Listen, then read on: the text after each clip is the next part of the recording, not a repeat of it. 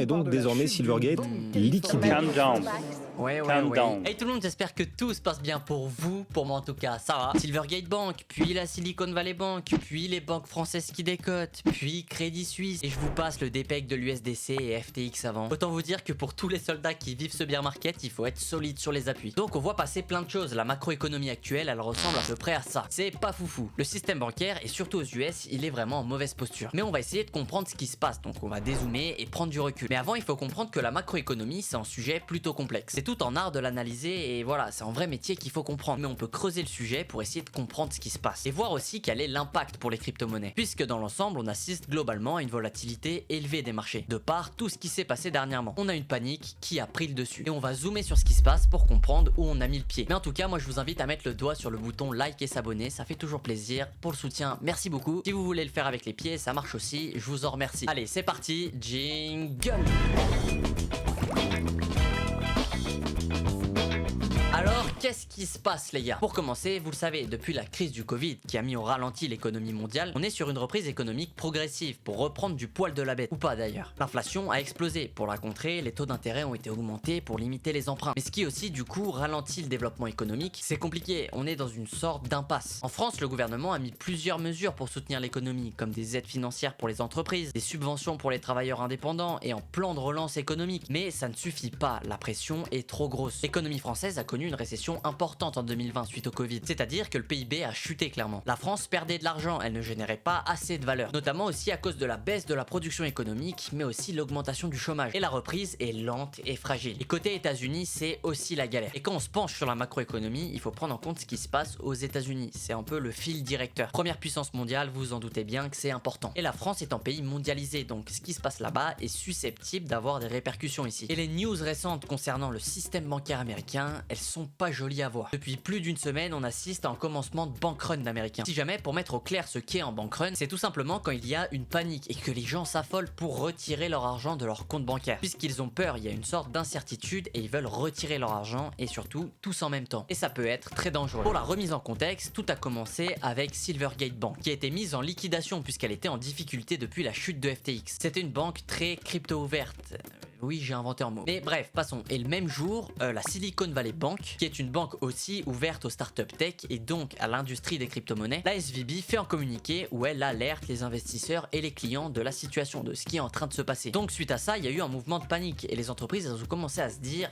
Qu'est-ce qui se passe? Et sur la panique, tout le monde s'est dit qu'il fallait retirer son argent pour pas avoir le même sort que Silvergate. Mais le problème, c'est quand tout le monde retire son argent en même temps, pour une banque, ça passe pas. Vous le savez que les banques font des bénéfices en investissant l'argent de leurs clients pour générer des intérêts. Mais elles doivent garder aussi de côté un petit peu d'argent, de la liquidité, pour pouvoir accepter les retraits, que les gens retirent leur argent. Et cette banque, donc la SVB, elle a connu un grand succès ces dernières années, grâce aux nombreux dépôts des clients et des investisseurs, qui sont passés de 60 milliards de dollars à 180 milliards de dollars entre 2019 et 2021. Donc comme vous le voyez, c'est des sommes astronomiques. Et donc ils ne pouvaient pas prêter cet argent puisque c'était des trop gros montants, c'était des sommes astronomiques. Donc ils les ont investis sur des placements long terme. Des sortes de contrats où tu bloques l'argent pendant 5-10 ans. Mais alors, avec des sommes aussi conséquentes, on peut se dire, comment elle peut couler? Avec des milliards en gestion, comment une banque peut couler? Et oui, mais quand tout le monde veut retirer en même temps, ça sent le roussi. Et c'est ce qui s'est passé. Mais comme je l'ai dit, cet argent bloqué sur 5-10 ans, il avait cet argent, il n'était pas perdu ou volé. Ils avaient les fonds, ils pouvaient rembourser les clients. Mais à l'instant T, aujourd'hui, ils ne pouvaient pas l'avoir sous la main. C'est très frustrant. Et donc, qu'est-ce que la banque a fait? Elle a tout simplement fait une rupture des contrats de leur investissement pour avoir l'argent tout de suite. Ils se sont dit, ok, on peut plus attendre, là maintenant il me faut l'argent, le contrat, vous en faites ce que vous voulez, puis une rupture de contrat, mais par contre il me faut l'argent. Et en vendant leur actif pour que les clients retirent du coup, le cours de la banque en bourse a complètement chuté. Ce qui a encore plus augmenté la panique, donc vous voyez le cercle vicieux. Clairement, là c'est en effet boule de neige. Et donc en voyant l'ampleur que ça prenait, que tout le monde commençait à paniquer à droite à gauche, le régulateur américain, il a dit stop.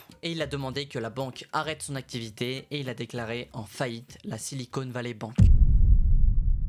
c'est maintenant eux qui reprennent les commandes. Et la chute de la banque, c'est aussi ce qui a provoqué le dépeg de l'USDC, puisque Circle, donc l'émetteur du stablecoin, a annoncé que sur leurs 40 milliards de dollars de réserve pour l'USDC, ils avaient 3,3 milliards de dollars chez cette banque, la SVB. Parce que je le rappelle, l'USDC est un stablecoin de réserve. Ils garantissent la valeur du jeton grâce à une réserve de vrais dollars physiques qui est en banque, pour faire en sorte que un USDC est égal à un vrai dollar en banque, ce qui l'a fait descendre à 0,83 centimes alors qu'il est censé être stable. Mais maintenant vous pouvez voir qu'il a repris de sa valeur, comme Circle l'avait annoncé. Heureusement, ça aurait été catastrophique pour l'écosystème. Et donc ce cercle vicieux, il a eu des répercussions sur l'ensemble des banques aux US. C'est ce fameux bank run. Bon, quand même, la Fed, donc la Réserve fédérale des États-Unis, a annoncé suite à ça qu'il prêterait de l'argent aux banques qui auraient du mal à assurer les retraits. Donc c'est un point positif quand même. Mais ça n'empêche pas que ça a touché d'autres banques moyennes et régionales. J'allais l'oublier, mais on a aussi eu First Republic Bank, la 14e banque des États-Unis, qui elle aussi était dans la tourmente. Mais d'autres banques ont volé à son secours pour pas qu'elle fasse faillite, en prêtant 30 milliards de dollars, voilà, pour éviter que ce bank run se propage trop vite, qu'il aille de partout dans tous les sens. Bref, c'est la panique à bord, et comme dirait Bruno Le Maire, calm down. Et pour le système français, bon, apparemment, il n'est pas vraiment lié avec le système américain, mais quand la panique traverse les continents, lié ou pas lié, généralement, ça a des répercussions. Et il y a de quoi s'inquiéter quand on voit que Crédit Suisse, donc une des plus grosses banques suisses, qui est en crise aussi, et qui se font racheter par UBS plus de 3 milliards de francs suisses, même si c'est une histoire qui date, la crise de Crédit Suisse, ça tombe quand même au mauvais moment. Et ça se répercute sur les banques françaises. BNP Paribas, moins 5%, Société Générale, moins 5%. Bon, vous me direz, quand on a connu des moins 10, moins 15% du jour au lendemain avec Bitcoin, bon, ça nous paraît pas vraiment énorme, mais pour les banques, ça l'est, voilà, c'est quand même un chiffre pas anodin. Donc, quand on entend des Calm down. en France, avec le contexte qui va autour, donc réforme des retraites, etc., ça fait quand même tirer par les cheveux. Et dans cette panique du système bancaire actuel, pendant ce temps-là, on a notre petit Bitcoin qui tape en 40% pépère. Et donc, une des questions qu'on peut se poser, c'est est-ce que des personnes sont allées se réfugier sur Bitcoin suite à ce qui s'est passé? Vous allez voir, c'est assez surprenant. Le contexte des banques aux US a bien eu un impact sur Bitcoin. On aurait pu s'imaginer que, étant donné que c'est des banques crypto-friendly qui ont coulé, bah que Bitcoin lui aussi aurait pu perdre en valeur sur le court terme. Mais du tout, on a complètement eu l'effet inverse. Justement, les particuliers, les investisseurs